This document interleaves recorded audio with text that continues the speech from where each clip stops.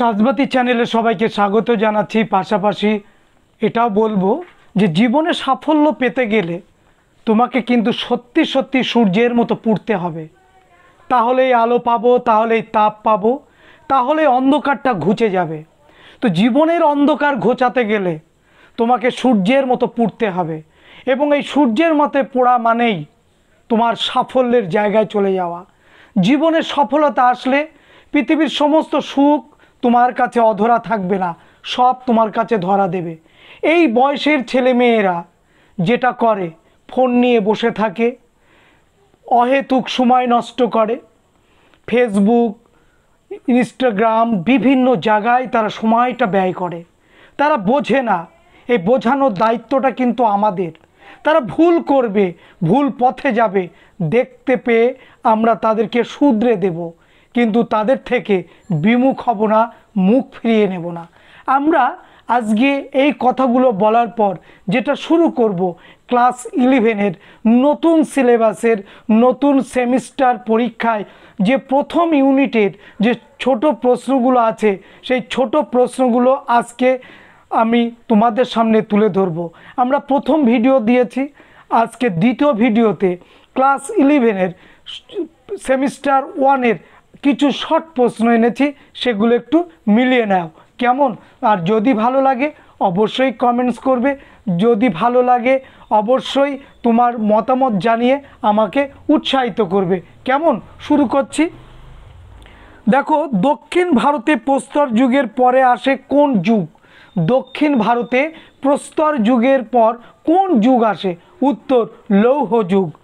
তারপরে প্রায় ইতিহাস যুগের সভ্যতার নিদর্শন হলো কোন যুগ? লৌহ যুগ।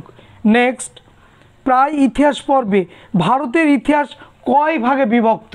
4 ভাগে বিভক্ত। তারপরে প্রশ্ন, প্রায় ইতিহাস যুগে কোন লিখিত উপাদানের ব্যবহার প্রচলিত ছিল? উত্তর লিপির ব্যবহার প্রচলিত ছিল। ইতিহাস হলো ঐতিহাসিক ও ঘটনার মধ্যে ভাব বিনিময়ের এক ধারাবাহিক পদ্ধতি। উক্তিটি কার? উত্তর ভিনসেন্ট স্মিথের। নেক্সট, ইজিপ্টোপিথেকাসের জীবাশ্ম আবিষ্কার করেন কে? উত্তর টিম হোয়াইট। তারপরে ইতিহাস হলো মানব সমাজের সার্বিক ঘটনাবলী, বক্তাকে? উত্তর আর্নল্ড টয়েনবি। নেক্সট, ইতিহাস হলো অতীত ও বর্তমানের মধ্যে এক অন্তহীন কথোপকথন, মন্তব্যটি কার? E.H. কার। এই প্রশ্নটা কিন্তু 12-এর ইতিহাসের প্রথম অধ্যায়ে আমরা পেয়েছি, এবং সেটাও আমরা এই ক্লাস 11-এর আমরা প্রথম ইউনিটেও এই প্রশ্নটা পাচ্ছি। পরের প্রশ্ন, রেডিও কার্বন ডেটিং পদ্ধতির আবিষ্কর্তা কে? Willard Frank Libby. কার্বন 14 পরীক্ষা দ্বারা কাল নির্ণয় করায় কার? জৈব প্রত্নতত্ত্বের বা প্রত্নের। নেক্সট, প্রত্নতাত্ত্বিক উপাদানকে কয় ভাগে ভাগ করা হয়? উত্তর 4টি ভাগে ভাগ করা হয়। সুপ্রাচীন গুহা চিত্রগুলির অধিকাংশ নিদর্শন মিলেছে কোথায়? উত্তর পশ্চিম ও দক্ষিণ পশ্চিম ইউরোপ এবং আফ্রিকাতে। নেক্সট, প্রাচীন মিশরের ইতিহাসের গুরুত্বপূর্ণ উপাদানটি কি? উত্তর পিরামিডের অভ্যন্তরে বিভিন্ন যে ধ্বংসাবশেষ পাওয়া গেছে বা সামগ্রী পাওয়া গেছে সেইগুলি। নেক্সট, মিশরের লিপি হায়ারোগ্লিফিক, আমরা জানি সে হায়ারোগ্লিফিক লিপির অর্থ কি? উত্তর হচ্ছে পবিত্র লিপি।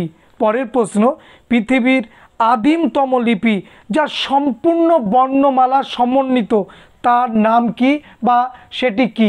উত্তর হায়ারোগ্লিফিক লিপি।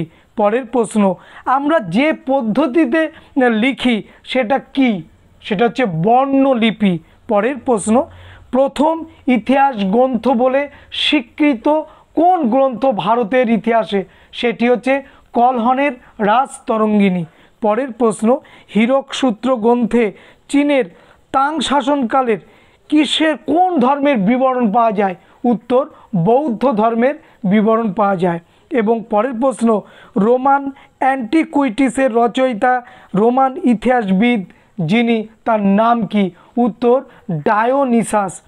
লাস্ট কোশ্চেন আজকের এই ভিডিওতে, রোমান আইনবিদ ট্রিভেনিয়ানের প্রচেষ্টায় কোন আইনবিধি সংকলিত হয়? উত্তর হচ্ছে জাস্টিনিয়ানের, সম্রাট জাস্টিনিয়ানের আইনবিধি সংকলিত হয়। এইভাবে তোমাদের শর্ট প্রশ্নগুলো আমি দিতে থাকবো, তোমরা একটু সময় মতো এই প্রশ্নগুলো চোখ বুলিয়ে নেবে। সুতরাং আমার বিশ্বাস তোমরা সেই কাজটি করবে। সবাইকে আমার পক্ষ থেকে আন্তরিক অভিনন্দন এবং ভালোবাসা রইল। সাথে সাথে পরবর্তী ভিডিওর জন্য তোমাদের আগ্রহে বসে থাকবার জন্য নিমন্ত্রণ করলাম। ধন্যবাদ।